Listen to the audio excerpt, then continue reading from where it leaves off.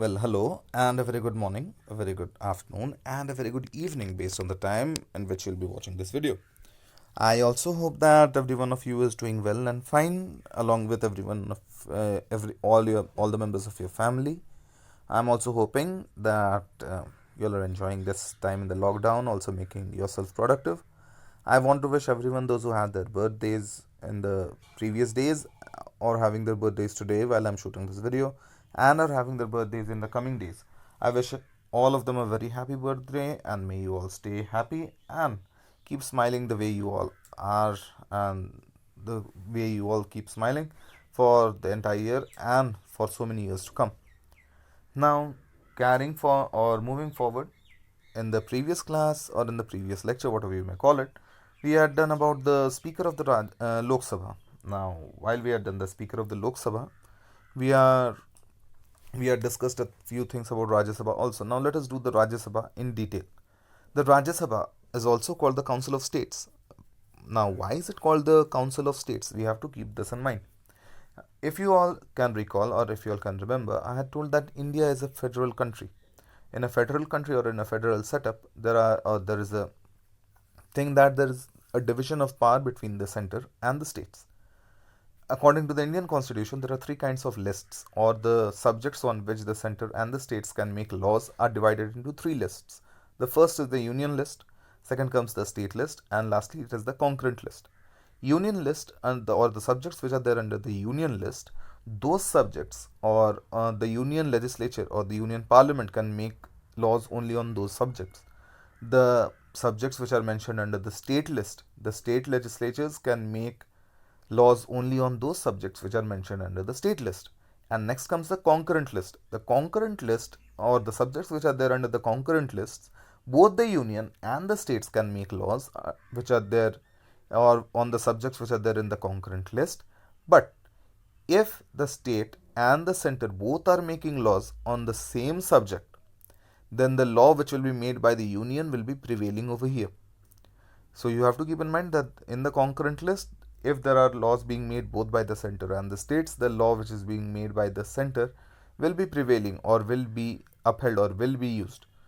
Now, in a federal country, it may at times so happen that the center or the union may exercise its powers in excess of what is mentioned in the constitution. What it actually means or what that statement meant was that at times the union government or the union legislature or the union parliament can make laws or can do such things which are more than or which is more than the powers which has been given to it by the constitution, undermining the states or taking away some power of the states or not allowing the states to function properly or not allowing the state legislatures to function properly and taking away some of its powers. It may so happen at times in a federal setup so as to look after the excess of powers by the union legislature and so as to look after the interest or best interests of the states. We have the Rajya Sabha. That is why it is also called the Council of the States. It represents the interests of the state in the union.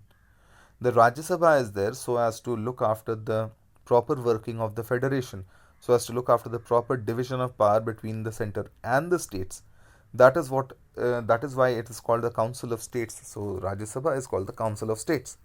Now, if we talk of the composition or the strength, but we have to keep one thing in mind. There is something called the upper house and the lower house. At times, the Lok Sabha is referred to as the lower house and the Rajya Sabha as to the upper house. But you have to keep in mind there is no such distinction. There is no class distinction or caste distinction as such. There is no upper or there is it is not that the Rajya Sabha is more superior or the Lok Sabha is inferior. It was just a practice of the British times. But nowadays we prefer to call it as the Lok Sabha and the Rajya Sabha or the House of the People and the Council of the States. House of the People meaning the Lok Sabha and the Council of the States, that is the Rajya Sabha. When we talk of the composition of the Rajya Sabha, now the Rajya Sabha, or according to the constitution, the Rajya Sabha can have a maximum of 250 members. Out of this maximum of 250 members, there can be 12 members who are nominated by the president and 238 members are representatives of the states and the union territories. Now, when we talk of elected and nominated, we have to keep in mind that in legislatures, be it the union legislature or the state legislature, there are two kinds of members. One is the elected members, and the other is the nominated members. When we talk of the elected members may be elected directly or indirectly by the people of India or by the people of the country or the state. When we talk of the nominated members are nominated by either by the president or the governor.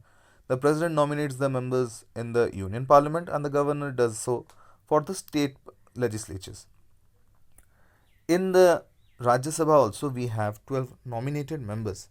Now this nominated member, this theory or this was placed in the constitution, this nominated member thing was placed in the constitution so as to allow distinguished people who may not be politicians, so as to allow such kind of people who may be having certain or the people who may be having vast knowledge in certain areas or specific fields, so as to enable them to come to the parliament so as to share their views and the knowledge and the ideas, and so as to help the legislature take help from their vast array or from their vast array of knowledge. So that is why this principle of nomination was enabled or given in the Rajya Sabha by the Constitution of India. At present, the Rajya Sabha has 245 members, out of which 233 are representatives of the states and the union territories. Now, all the union territories are not represented in the Rajya Sabha. It is so because in the Rajya Sabha also, the states and the union territories, the number of members which are coming from the states and the union territories depends on the population of that state and the union territories. Most of the union territories are so small in terms of population, or their population is so small that they do not represent or they do not send any representative to the Rajya Sabha, except two, that is Delhi and the union territory of Pondicherry. Now, you should not be calling the union territory of Delhi, it is called the National Capital Territory, NCT. Now, there are 12 members who are nominated by the president and 233 members who are representative of the states and the union territories of Delhi and Pondicherry. The members who are nominated by the president are having special knowledge or practical experiences in respect of such matters as literature, science, art, and social services. So we have people like Sachin Tendulkar also. In the Rajya Sabha, we have ISRO Chairman K. Kasturi Rangan, we have Dr. Bimal Jalan, we have Rekha, the actress Rekha, as the member of the Rajya Sabha. Now, when we talk of the allocation of the seats, now the allocation of the seats over here follows the same rule as that was there in the Lok Sabha. If we look at the composition of the Lok Sabha, we'll find that states having large population send more number of members to the Lok Sabha than states having smaller amounts of population.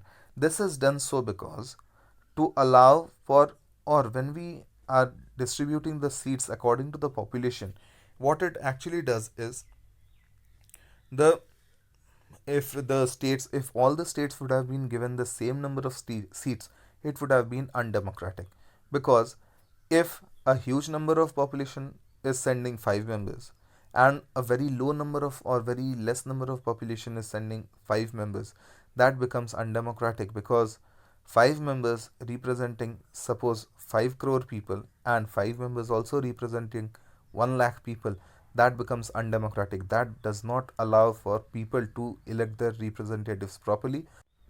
Talking of the process of election of the members of the Rajya Sabha, we have to keep in mind that the members of the Rajya Sabha are elected indirectly by the people of India. So there is no direct election for the people of the Rajya Sabha or the members of the Rajya Sabha.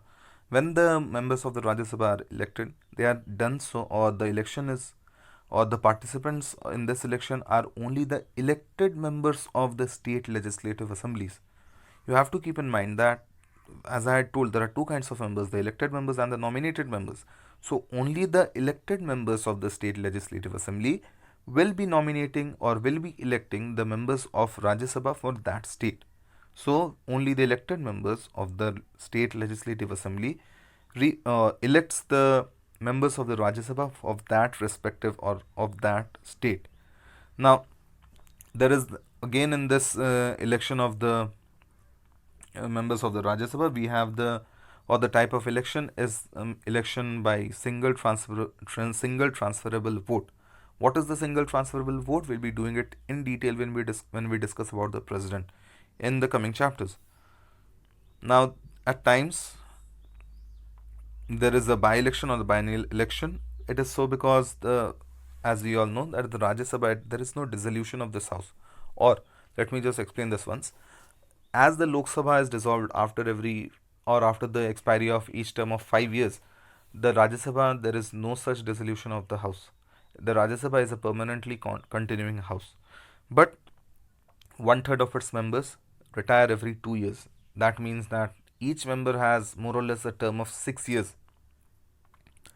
But a member who is elected is there for 6 years. The election held to fill a vacancy arising otherwise than by retirement of a member or on the expiration of his term or office is called by-election. So what is a by-election?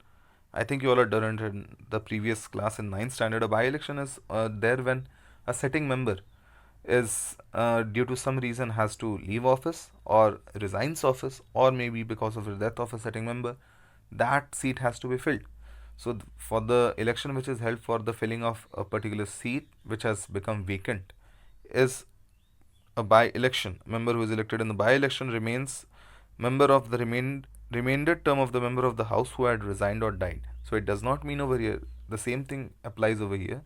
A person who is taking the seat after a by-election will be there for that term or the leftover term only out of the 6 years. So suppose there was a sitting member or a member A who was there for 2 years and after that he resigned office. So there was the remaining of 4 years of his term because of the Rajya Sabha, the total term is 6 years. Now, when the new person B is again elected to the Rajya Sabha to take over the seat of A, he will be there as the member of the Rajya Sabha for the remaining term, that is for the term of 4 years. Who are the presiding officers? Now, the ex officio chairman of the Rajya Sabha is the Vice President of India. The Vice President of India is neither a member of the Rajya Sabha nor of the Lok Sabha, but he is the chairperson of the Rajya Sabha and his position is ex officio. What it actually means is that when a person when a person takes over some responsibility due to the position he is holding, then that responsibility or that seat becomes ex officio. That means due to ex officio means due to the seat or due to the position some person is holding, he becomes in turn obliged to fulfill certain other duties.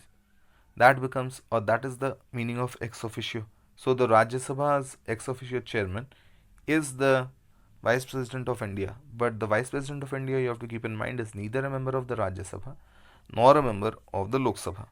There is also a panel of chairman or deputy chairman.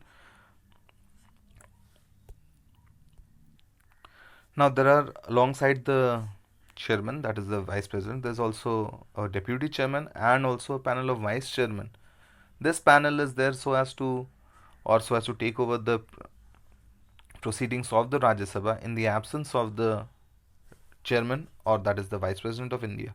You have to keep in mind that when the Vice President of India takes up responsibility as the President of India, he due to the absence of the president or due to some other reasons which we will be discussing in the next chapter of president or in the upcoming chapters of the president, then during this time when the vice president is taking up when the vice president is performing his duties as the president of India, those are the times when the vice president does not perform his duty as the chairperson of the Rajya Sabha.